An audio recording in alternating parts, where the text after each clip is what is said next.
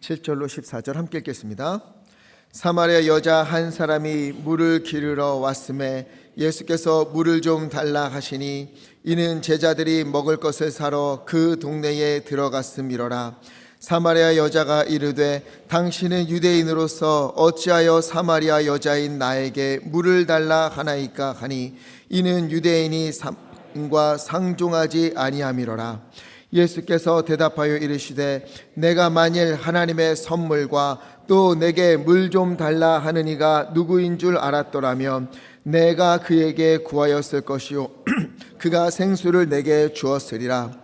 여자가 이르되 주여 또 없고 얻겠사옵나이까. 우리 조상 야곱이 이 우물을 우리에게 주셨고 또 여기서 자기와 자기 아들들과 짐승이 다 마셨는데 당신이 야곱보다 더 크니이까. 예수께서 대답하여 이르시되 이 물을 마시는 자마다 다시 목마르려니와 내가 주는 물을 마시는 자는 영원히 목마르지 아니하리니 내가 주는 물은 그 속에서 영생하도록 솟아나는 샘물이 되리라. 아멘. 우리 인생에 있어서 가장 소중하고 아름다운 사건들은 대부분 만남을 통해서 이루어집니다. 누군가를 만나는가, 어떤 만남을 갖는가, 이것이 소중하고 아름다운 기억으로 남게 되는 것이지요. 또 이와 반대로 인생에서 가장 속상하고 가장 아프고 가장 상처받는 일들도 만남에서 이루어지는 겁니다. 어떤 사람을 만나고 어떤 이야기를 들었는지가 그 사람에게 상처로 남을 때도 있는 것이죠. 그러나 이 모든 만남은 어쩌다 이루어지는 것들이 아닙니다. 왜 우리 이런 노래 있지요? 우리 만남은 뭐가 아니에요? 아이고, 성경 말씀은 안 해주시면서 우연이 아니에요. 우리에게 있어서 어떤 만남도 우연히 만나는 것이 없습니다. 모든 것은 하나님의 뜻 안에서 하나님께서 인도하시는 그 길 가운데서 이루어지는 일들이에요. 그 중에서 가장 중요한 만남은 누구를 만나는 걸까요? 예수 그리스도, 우리 주님을 만나는 겁니다. 이보다 더 중요한 것은 없습니다. 사람과 사람이 만나도요, 그 사람으로 인해서 누군가의 인생이 변할 때가 있어요. 어떤 중요한 사건을 겪은 사람은 그것을 통해서 삶의 방향이 바뀌기도 합니다. 그런데 그 정도가 아니에요. 이 세상을 창조하시고 다스리시는 우리 주님, 우리를 위하여서 자기 목숨까지도 아끼지 아니하고 내어주신 우리 주 예수 그리스도를 만난다면, 그러면 그 인생은 변할 수밖에 없는 것이지요. 그 삶은 바뀔 수밖에 없습니다. 오늘 말씀에는 예수님을 만나고 완전히 변화된 한 여인의 이야기가 담겨 있어요. 3절을 보니까는요, 예수께서 유대를 떠나서 어디로 가십니까? 갈릴리로 가시는 거예요. 지도 보여주시면 맨 아래쪽에 있는 저 빨간색, 붉은색 동그라미가 있는 곳이 예루살렘을 중심으로 한 유대 지역이에요. 유대 지역. 그리고 저 위에, 저 위쪽에 또 붉은색 동그라미가 있지요. 저 북쪽, 갈릴리 호수를 중심으로 한 저 북쪽에 동그라미 친 부분이 갈릴리 지역입니다. 그리고 중간에 파란색으로 제가 표시해 놨는데 저 중간에 끼어 있는 곳, 저것이 바로 사마리아예요. 그러니 유대에서 갈릴리로 가려고 하면 어떻게 가야 합니까? 넘겨봐 주세요. 유대에서 사마리아를 지나 갈릴리로 올라가면 금방 가는 거예요. 이렇게 가면 됩니다. 그런데 유대인들은 이 길을 가지 않았어요. 이 길로 이용하지 않았어요. 넘겨주세요. 유대에서 갈릴리로 가려면 유대에서 요단강을 건너서 베레아와 데가볼리를 지나서 또 요단강을 건너서 갈릴리로 갔습니다. 비행 돌아서 가는 거예요. 넘겨봐 주세요. 붉은색 코스로 쭉 가면은요, 사흘이면 가요. 3일이면은 유대에서 갈릴리까지 갈 수 있고 갈릴리에서 유대까지 올 수 있습니다. 그런데 이렇게 돌아서 가면 일주일이 걸려요. 일주일이라는 시간, 2배가 더 걸리는 그 코스를 유대인들은요, 굳이 이 길로 다닌 겁니다. 왜 그랬을까? 왜 저렇게 안 가고 삥 돌아갔을까? 유대와 사마리아인들은요, 유대인과 사마리아인들은 매우 적대적인 관계에 있었기 때문에 그래요. 우리가 알잖아요. 유대인들이 사마리아인들을 무시하고 상종하지 않는다. 그 이유가 무엇일까? 이걸 우리가 알아야 돼요. 왜 그럴까? 본래 유대, 사마리아, 갈릴리는 한 나라입니다. 이스라엘이에요. 그런데 예수님이 오시기 전 한 1000년쯤 전에 남과 북으로 나뉘어지게 돼요. 이 북쪽을 뭐라고 불렀지요? 북이스라엘. 남쪽을 남유다 이렇게 불렀습니다. 우리나라도 남과 북이 나뉘어져 있잖아요. 이스라엘도 똑같았어요. 그러다가 세월이 흐르면서 어떻게 됐는가? 북이스라엘은 아수르라는 제국에 의해서 완전히 멸망하고 맙니다. 이때 아수르 제국은요, 이 정복한 나라가 마음을 모아서 반란을 일으키지 못하도록 하기 위해서 이것을 사전에 미리 차단하는 작업을 했어요. 어떻게 했는가? 정체성을 잃어버리게 하는 겁니다. 이 나라를 정복한 다음엔 이 나라에 있는 사람들을 데려다가 이쪽 나라의 절반 정도 살게 하고, 또 이쪽 나라에서 절반을 데려다가 이쪽에서 살게 하는 거예요. 섞여 살게 하는 겁니다. 자기 민족이 아니라 끌려온 사람들 중에서, 그러니까 이쪽 사람들 중에서 한 명을 만나 결혼하도록 하게 만든 거예요. 혼인까지 가게 하는 겁니다. 목숨을 부지하기 위해서는 이 나라 여인이 이쪽에서 끌려온 남자와 결혼을 해야 됐고, 이쪽에 있는 여인은 이쪽에서 끌려온 남자와 결혼을 해야만 했습니다. 그렇게 섞여 살게 하면서 서서히 한 민족이라는 그 정체성을 잃어버리고 반란을 일으키지 못하도록 한 거예요. 왜 우리나라도 이런 아픔이 있지 않습니까? 일제강점기에 민족 말살 정책으로 고통을 당했었지요. 우리 문화와 민족성을 말살시키고 조선인들을 일본인으로 일본화시키려고 했습니다. 한국어를 조선어 금지하게 하고 일본어를 말하게 했어요. 일본식 이름으로 개명하게 하는 창씨 개명도 실시했습니다. 신사에 가서 참배하고 황국 신민서사를 낭독하게 했어요. 우리 조선인, 한국인의 정체성을 완전히 말살시키고 일본화시키려고 한 겁니다. 이에 우리 선조들은 어떻게 했어요? 뜻을 굽히지 않았어요. 이 나라를 지키기 위해서, 우리의 정체성을 지키기 위해서 온 힘을 다했습니다. 사진 보여주시면 이게 아주 중요한 것이지요.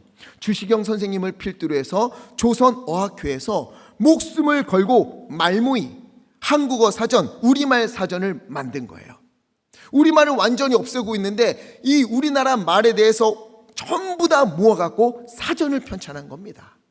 체포되고 고문당하고 너무 힘든 시기를 보냈지만 그럼에도 불구하고 굴복하지 않고 포기하지 않고 조선말 큰사전이라는 사전을 결국 편찬해서 우리말과 글을 지켜냈습니다.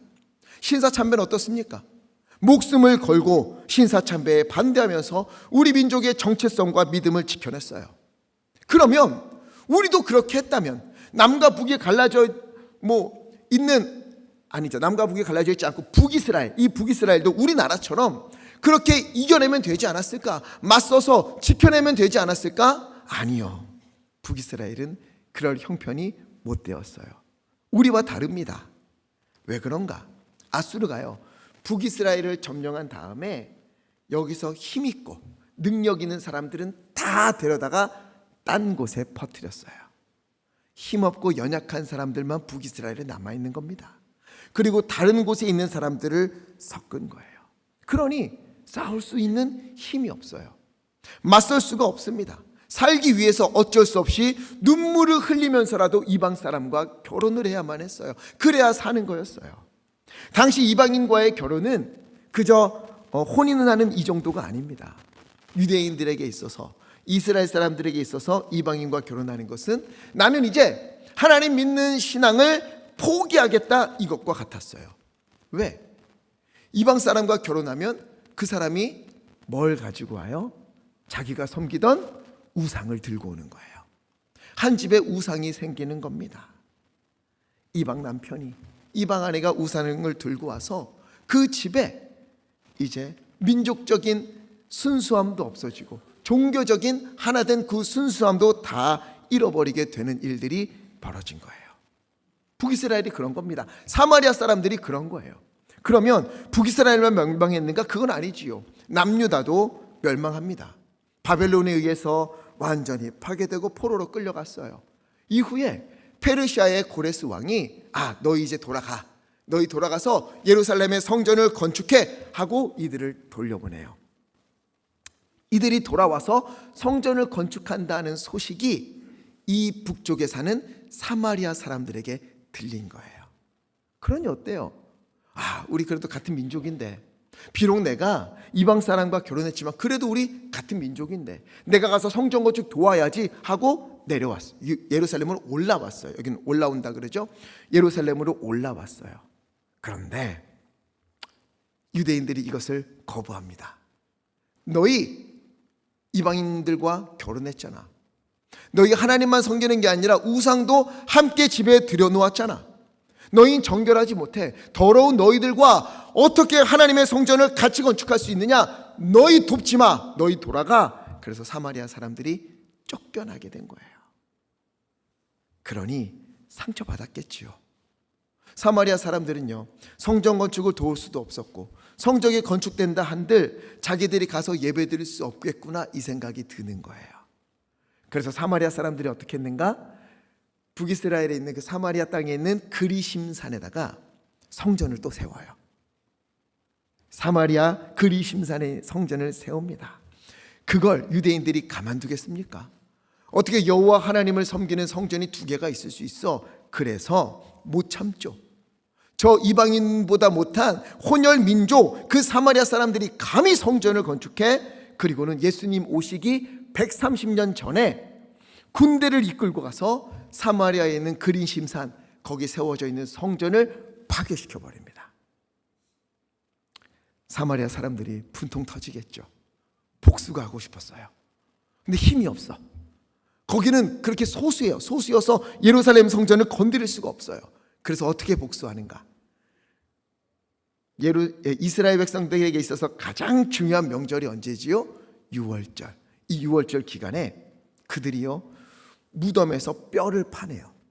뼈를 다 파서 모아가지고 가서 예루살렘에 가서 예루살렘 성전에 팍 그 뼈를 뿌려버립니다. 성전을 더럽게 만드는 거죠. 부정하게 만드는 거예요. 그래서 이스라엘 백성들이, 유대인들이 예배를 드리지 못하게 한 겁니다. 이런 일들이 사마리아와 유대 가운데 일어났던 거예요. 그러니 서로 볼 수가 없는 거죠. 원수처럼 지내는 겁니다. 이 간극은 갈수록 멀어졌어요. 오죽하면 유대 랍비 중 어떤 사람은요, 주님께서 우리에게 부활을 주실 때에 사마리아 사람은 단 한 명도 부활하지 않도록 막아주십시오, 이렇게 기도할 정도였어요. 그리고 유대인과 사마리아 사람들은 마주치는 것을 금했고요, 서로 쳐다도 보지 않았어요. 오죽하면 아까 말씀드렸죠, 유대에서 갈릴리로 갈 때 요단강을 건너서 베레아와 데가볼리를 지나 다시 요단강을 건너 갈릴리로 갔다. 여기 베레아와 갈릴리는요, 이방인의 땅이에요. 이스라엘 땅이 아닙니다. 그런데 유대인들은 어떻게 했느냐? 내가 사마리아 땅을 밟느니 이방인의 땅을 밟겠다. 그렇게 돌아가는 거예요. 아주 사이가 나빴어요. 적대시했습니다. 그런데 이런 상황 가운데 오늘 4절을 보니까 예수님이 어떻게 하시는가? 사마리아를 어떻게 하셨어요? 통과하여야 하겠는지라. 여기 하겠는지라, 이게 무슨 표현인가 하면 반드시 가야만 한다. 내가 반드시 사마리아를 통과할 거야. 반드시 사마리아를 가야만 해. 이런 강한 의지를 가지고 예수님이 사마리아를 가셨다는 거예요. 왜 그랬을까요? 시간을 아끼기 위해서? 급해서? 아니요. 6절을 보십시오. 예수님이 사마리아에 있는 우물가로 가셨는데 피곤하여 우물 곁에 그대로 앉으셨다. 이게 무슨 표현인가 하면, 피곤할 정도로 예수님이 급히 걸어서 이 우물가로 오셨다는 거예요. 너무 급하게 오시느라 힘이 다 빠져서 우물가에 도착하자마자 털썩 주저앉을 정도였다는 겁니다. 왜 이렇게 급하게 오셨을까? 이 시간에 누가 여기 오기 때문에 7절, 사마리아 여자 한 사람이 물 기르러 물동이를 이고 이곳에 오기 때문에, 그 여인을 만나기 위해서 예수님이 쉬지도 않고 여기까지 걸어오신 거예요. 사마리아에 있는 한 여인을 만나기 위해 그녀에게 다시금 삶의 의미를 알려주시고 그녀로 하여금 다시 살게 하시기 위해, 새롭게 하시기 위해, 그래서 예수님이 모두가 꺼려하는 곳, 유대인이라면 가면 안 되는 그 사마리아 땅을 지나서 그곳에 가신 겁니다. 여러분, 한 영혼을 향한 예수님의 열정은 누구도 막을 수가 없습니다. 여기 있는 우리를 향한 주님의 열정, 우리를 회복시키시고 우리를 다시 새롭게 하시고 우리를 살게 하시는 하나님의 열정은, 우리 주님의 열정은 그 무엇도, 그 누구도 막을 수가 없습니다. 그래서 이 사마리아 땅, 거기에 있는 우물가에서 예수님은요, 그녀를 기다리셨어요. 당시 우물가는 그저 물만 길러가는 그런 곳이 아닙니다. 여기 계신 분들은 다 젊어서 아마 이건 잘 모를 거예요. 여러분 혹시 빨래터에서 빨래해 보신 분 있습니까? 없죠? 있어요? 진짜? 사진 보여주세요. 사진 보여주시면 이게 빨래터의 모습이었대요. 아니 있을 줄이야. 없을 줄 알고 아는 척 하려고 그랬는데, 자, 당시 빨래터는요, 빨래만 하는 곳이 아니었습니다. 여인들이 저렇게 모여서 이런저런 담소를 나누고, 또 저기서 가장 재미있는 주제가 뭐였을까요? 누구 흉보기? 남편 흉보기. 이걸로 막 서로 위로하는, 서로 힘을 내는 그런 곳이었던 거예요. 그리고 동네를 뒤흔드는 온갖 소문은 여기서 퍼져나가는 겁니다. 당시 우물가도 이와 비슷한 역할을 한 거예요. 우물가가 이와 같아요. 여인들이요, 다 물동이를 이고 우물가로 나와서 이야기 나누고 남편 흉도 보고 서로 위로하고 힘도 주고 하는 바로 소통과 회복의 장소가 이 우물가였습니다. 그런데 예수님이 우물가에 도착했을 때 그때가 몇 시였다고 하는가? 6절을 보니까 후반부에 6시쯤 됐다고 해요. 6시는 우리나라 시간으로 하면, 지금 시간으로 하면 오후 낮 12시입니다. 매우 더운 시간이에요. 그래서 이스라엘 중동에서는요, 이 낮 12시에는 사람들이 다니지를 않는 그런 시간이에요. 분명 우물가는 여인들이 모여서 담소 나누고 남편 흉도 보고 서로 소통하고 위로하고 그런 장소인데, 낮 12시, 이때 7절에 사마리아 여자 한 사람이 물을 기르러 온 겁니다. 이 여인만, 아무도 없는 시간에, 누구도 만나지 않으려고, 누구도 마주치지 않으려고 조용히 물은 마셔야 하니까 물을 기르러 이곳에 온 거예요. 왜 이 여인이 이 시간에, 아무도 안 올 때 여기로 올까? 우물 가는 사람들이 만나서 대화하고 이야기도 나눠야 되는데 왜 혼자 왔을까? 뭔가 사연이 있었겠지요. 그 사연이 뭔가?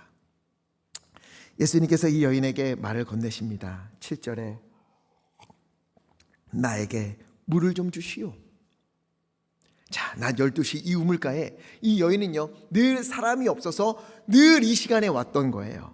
그런데 오늘은 웬 낯선 남자가 저기 숨을 헐떡거리며 앉아 있습니다. 그리고는 자기에게 물을 달라고 말을 건네니까 이 여인이 당황을 하는 것이죠. 아니, 이 남자는 어디서 온 남자고 왜 갑자기 나한테 물을 달라고 하지? 잔뜩 경계하며 이야기하는 거예요. 9절, 당신은 유대인이 아닙니까? 유대인은 사마리아인과 상종하지 않는데 어찌하여 사마리아 여자인 나에게 물을 달라고 하십니까? 당신 유대인들은 맨날 잘난 척하고 혼자 다 거룩한 척하고 뭐 구별된 척하면서 우리를 사람 취급도 하지 않더니만, 우리를 이방인보다 더 못한 그런 사람으로 취급하더니만 어찌하여 오늘 이 사마리아 여인에게 당신이 도움을 요청하고 있습니까? 그러자 예수님이 대답하십니다. 10절 함께 읽겠습니다. 시작. 예수께서 대답하여 이르시되 내가 만일 하나님의 선물과 또 내게 물 좀 달라 하는 이가 누구인 줄 알았더라면 내가 그에게 구하였을 것이요 그가 생수를 내게 주었으리라. 아멘. 이게 무슨 말이냐? 예수님이 이러시는 거예요. 내가 지금 당신에게 물을 달라고 하고 있지만 만약에 당신이 내가 누구인지를 알았더라면, 눈치챘더라면 나는 당신에게 물을 달라고 하지 않았을 것입니다. 왜? 오히려 당신이 나에게 물을 달라고 할 것이기 때문에 이 말씀을 한 거예요. 그런데 이 여인이 보니까 이 상황이 웃긴 거죠.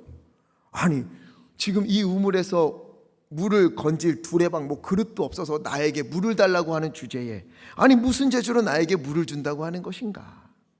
그러자 예수님이 말씀하세요. 13절. 이 우물을 마시는 자는 다시 목마르려니와. 14절 함께 읽겠습니다. 시작. 내가 주는 물을 마시는 자는 영원히 목마르지 아니하리니 내가 주는 물은 그 속에서 영생하도록 솟아나는 샘물이 되리라. 아멘. 이 우물의 물을 마시면 또다시 목이 마르고 갈증이 나서 다시 기르러 와야 할 것이다. 그러나 내가 주는 물은 영생하도록 솟아나는 뭐가 될 것이다? 샘물이 될 것이다. 우물과 샘물의 차이가 뭐지요? 우물은 땅 속에 있는 물줄기를 찾아서 땅을 파내서 물을 끌어올리는 그렇게 사람이 만드는 거예요. 빗물을 모아서 우물에 담아다가 그걸 쓰기도 하는 것이죠. 사람이 만든 것, 이게 우물입니다. 그러나 샘물은 사람이 만드는 게 아니에요. 자연적으로 퐁퐁퐁퐁 솟아나서 우리에게 물을 주는 그게 바로 샘물입니다. 인간이 만들어내는 게 아니에요. 그런데 예수님이 주시는 샘물은 어떤 샘물이다? 영생하도록 솟아나는 샘물, 영원히 마르지 않는 그 샘물, 이걸 주겠다는 거예요. 그러자 여인이 어떻게 반응합니까? 15절 함께 읽겠습니다. 시작. 여자가 이르되 목마르지도 않고 또 여기 물 기르러 오지도 않게 하옵소서. 아멘. 예수님이 그런 물을 나에게 주시겠구나. 주여 내게도 그런 물을 주옵소서. 이런 게 아니에요. 이 여인은 지금 뭐라고 하느냐? 아이고 선생님, 세상에 그런 물이 어디 있습니까? 만약 그런 물이 있다면 어디 한번 나한테 줘보십시오. 한번 줘보세요. 그럼 내가 물 기르러 오지 않아도 되지 않겠습니까? 아이고, 세상 천지에 영원토록 마르지 않는 영생하도록 솟아나는 샘물이 어디 있겠습니까? 말도 안 되는 소리 하지 마세요. 이거예요. 그러자 예수님이 본격적으로 그녀의 갈증을 끄집어내시는 거예요. 16절. 그래? 좋다. 그 물이 있으면 너가 달라고 했지? 좋다. 그러면 가서 너의 남편을 내게로 불러오라. 너의 남편을 내게 불러오라.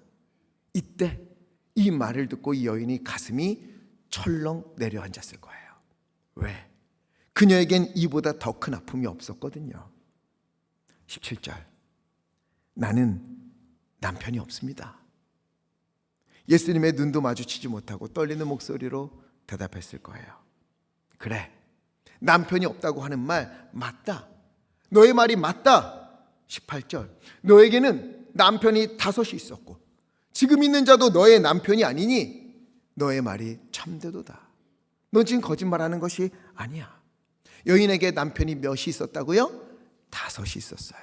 그리고 지금 6번째 남자와 살고 있는데 그 사람은 또 남편이 아니에요.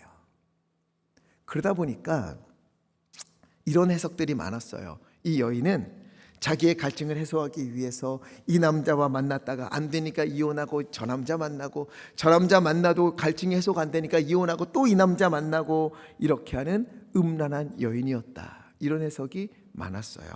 그런데 그렇지만은 않습니다. 당시 이혼할 수 있는 권리가 누구에게 있었습니까? 여인이요. 남자가 마음에 들지 않는다고 그 당시에 이혼할 수 있었습니까? 아니에요.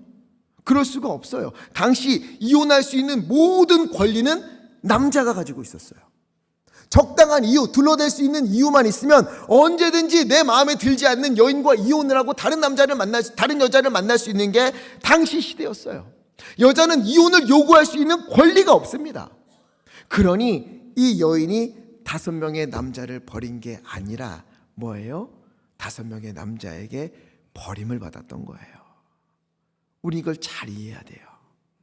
게다가 지금 같이 살고 있는 남자는요, 이 여인을 이용하려고만 하지 혼인을 해주지 않는 그런 실정입니다. 그러니 그 마음이 얼마나 힘들었겠어요. 진정으로 사랑받고 싶은 마음이 있지 않았겠습니까? 따뜻한 말 한마디, 서로 손을 잡아주고 함께하는 그런 사랑 얼마나 해보고 싶었겠습니까? 그런데 이게 마음처럼 되지를 않는 거예요. 그러니 자기 자신에 대한 회의감으로 나중에 몰려왔겠지요. 도대체 나란 인간은 어떻게 된 인간인가? 내 인생은 도대체 이게 뭔가? 나는 왜 맨날 버림만 받는 것인가? 왜 한 사람도 나를 제대로 대해주고 나를 사랑해주지 않는 것일까? 하나님은 왜 나를 이렇게 힘들게 하시는 걸까? 삶의 의미도 목적도 다 잃어버렸어요. 그녀는 한마디로 죽지 못해 사는 그런 인생이었던 겁니다.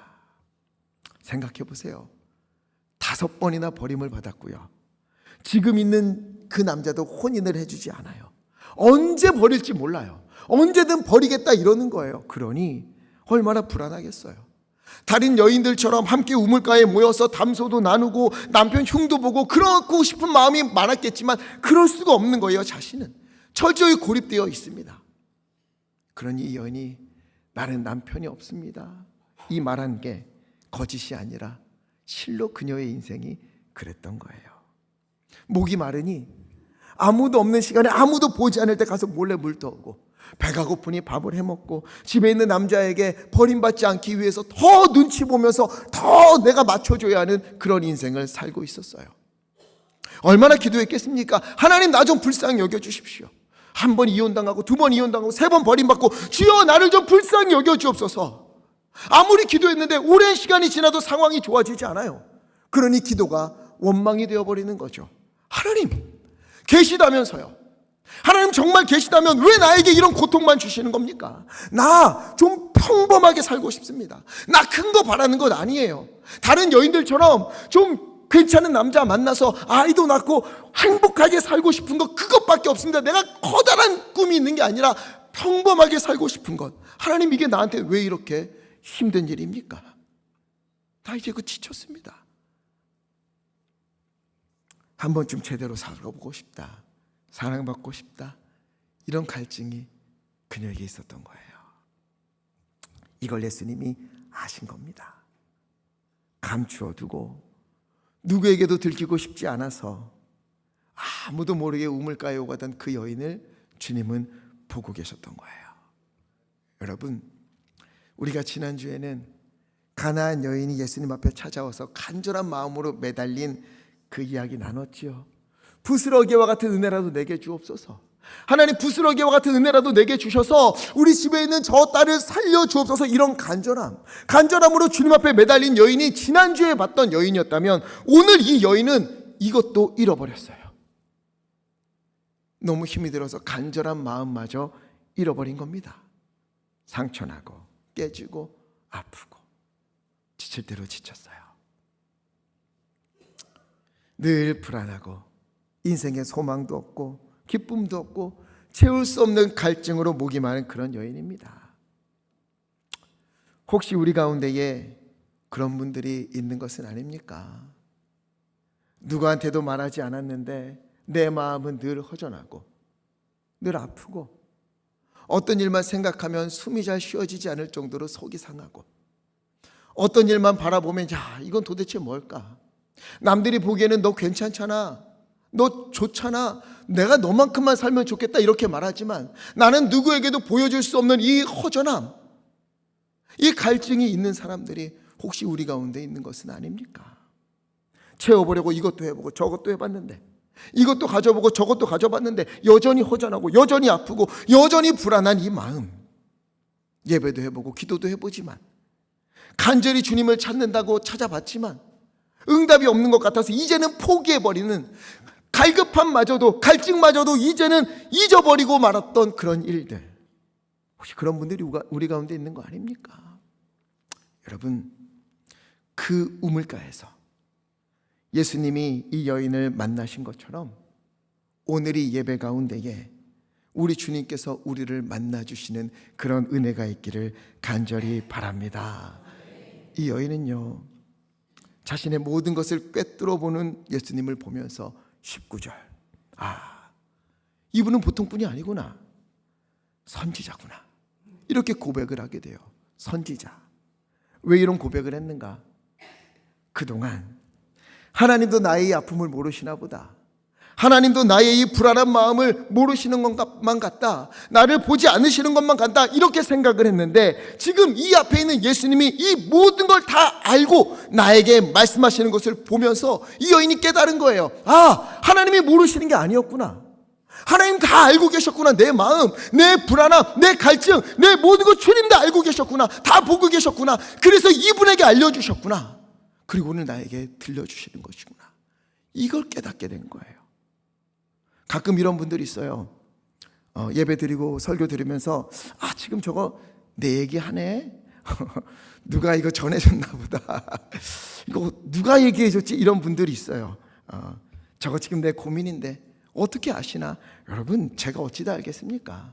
사람이 어찌 다 알겠습니까? 제가 아는 게 아니고요, 하나님이 아시는 거예요. 하나님이 아시고 말씀 중에 여러분의 마음 가운데 말씀해 주고 계시는 것입니다. 사람은 몰라도 하나님은 다 아십니다. 사람은 다 이해할 수 없지만 하나님은 다 헤아리고 계십니다. 그래서 이 예배 가운데에 우물가의 여인을 만나신 것처럼 예배 가운데 우리 가운데 찾아오셔서 우리의 아픔, 우리의 갈증을 다 헤아리시고, 너 지금 이것 때문에 힘들지? 너 지금 이것 때문에 갈증나지? 너 지금 이것 때문에 불안하지? 그 마음에 말씀하시는 거예요.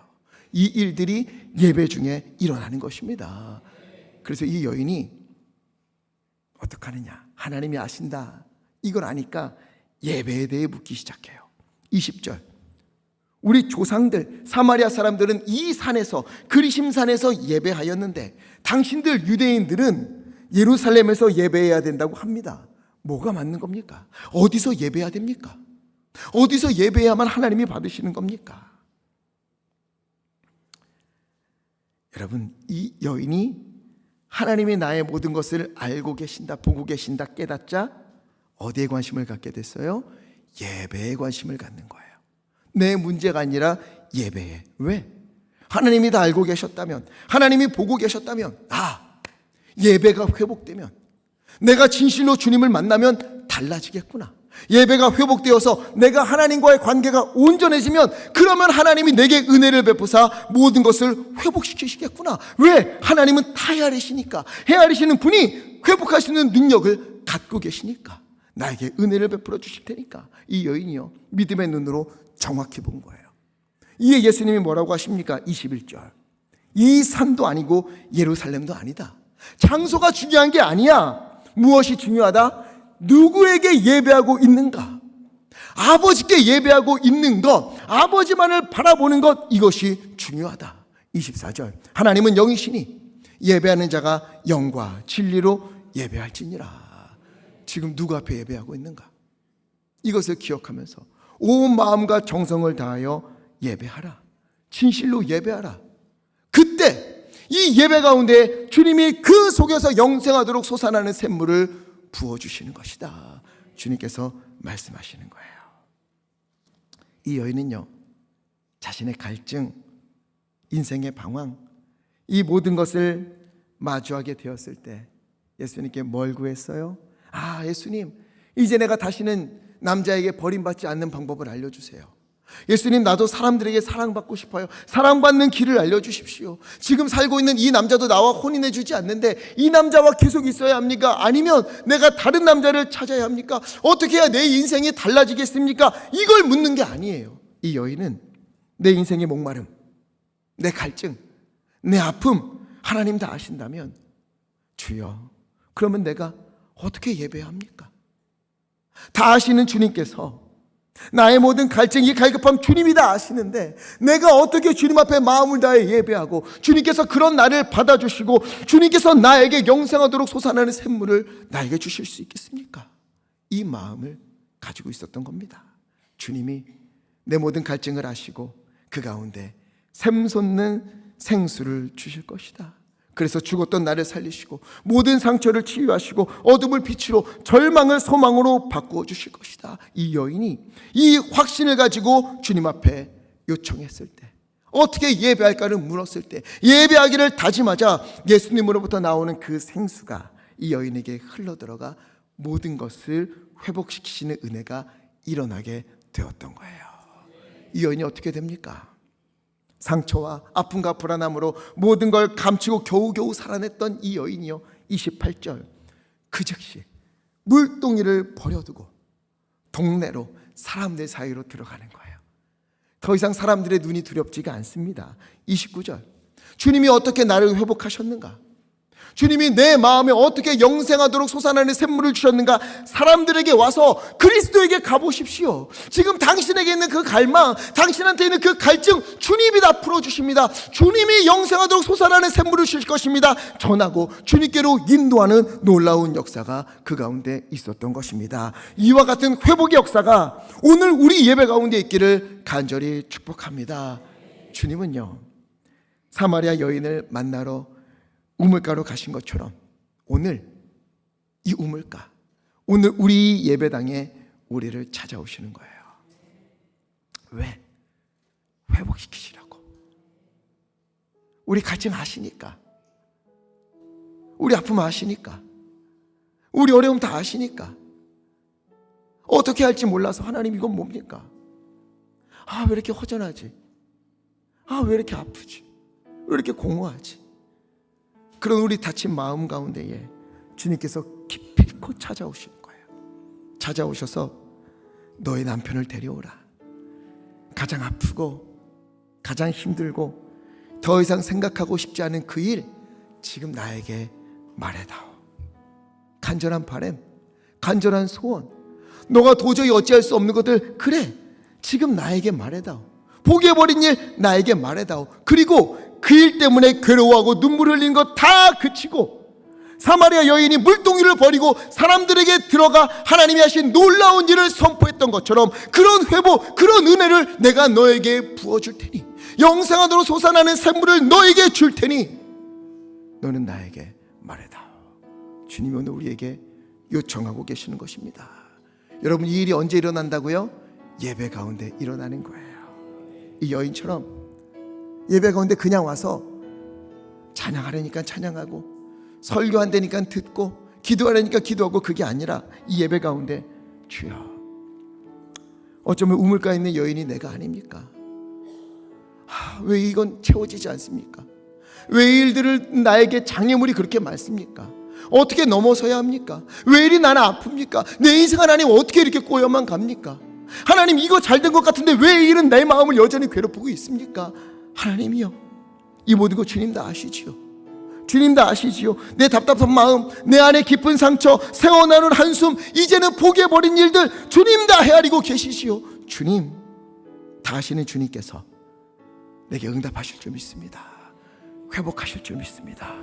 영생하도록 솟아나는 샘물을 주실 줄 믿습니다. 주여 내게 그 샘물을 주옵소서. 나는 답도 알 수 없고 길도 찾을 수 없지만 주님은 답도 가지고 계시고 길도 열어주실 줄 믿습니다.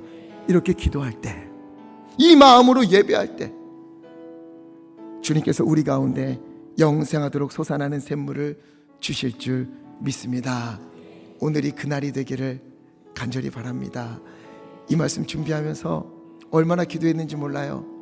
우리 성도님들 오늘 예배 가운데에 이 사마리아 여인처럼 다 각자 남에게 말할 수 없는 상처들, 아픔들, 갈증들 끌어안고 나아올 텐데, 하나님 누구 한 명도 그냥 돌아가지 않고 오늘 예수님 만나게 해주십시오.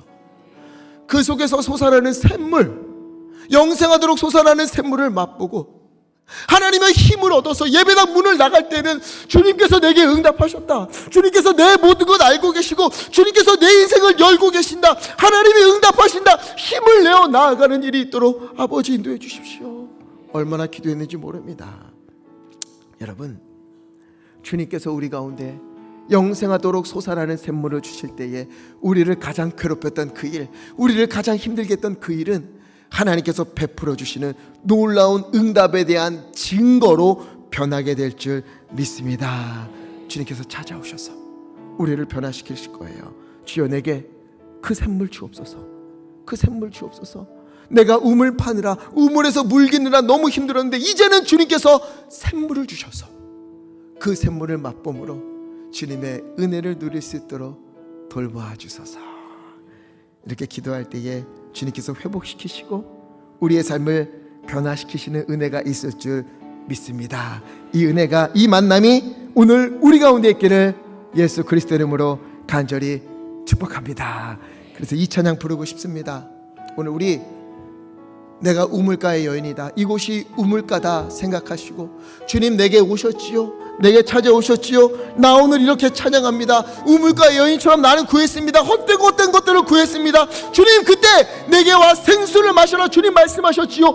주여, 내게 채워주시옵소서. 나의 잔을 높이 듭니다. 나의 이 빈곳, 나의 갈증 주님 채워주시옵시고 변화시켜 주시옵소서. 우리 마음을 다해 함께 찬양하겠습니다. 우물가의 여인처럼 난 구했네. 아멘. 헛된 것들을 그때 주님 하신 말씀 내 샘에와 생수를 마셔 우물가의 여인처럼 난 구했네. 주님, 헛된 것들 그때 주님 하신 말씀 내 샘에와 생수를 마셔라. 아멘. 오 주님, 채워주소서. 주님 채우소서. 나의 잔을 높이 듭니다. 하늘 양식 내게 채워주소서. 넘치도록 오 주님 채우소서. 오 주님 채우소서. 나의 잔을 높이 듭니다. 하늘 양식 내게 채워주소서. 주님 넘치도록 부어주소서. 넘치도록 채워주소서. 우리 시간의 말씀을 기억하며 함께 기도했으면 좋겠습니다. 주여, 내가 우물가의 여인처럼 주님 앞에 나옵니다. 그 여인을 만나주신 주님, 오늘 이 시간 나를 만나주시옵소서. 그동안 내가 헛된 것들 주님 앞에 구했었는데, 아니 이제는 주님께서 내 속에 영생하도록 솟아나는 샘물을 주실 것을 믿고 주님 앞에 간구하오니 하나님이여 내게 부어 주시옵소서. 주님이 하시면 될 줄 믿습니다. 주님께 맡깁니다. 주여, 우리를 변화시키시고 우리를 회복하시고 우리 가운데 생명의 빛을 부어 주시옵소서. 주여, 힘차게 외치시고 합심하여 함께 기도하겠습니다. 주여,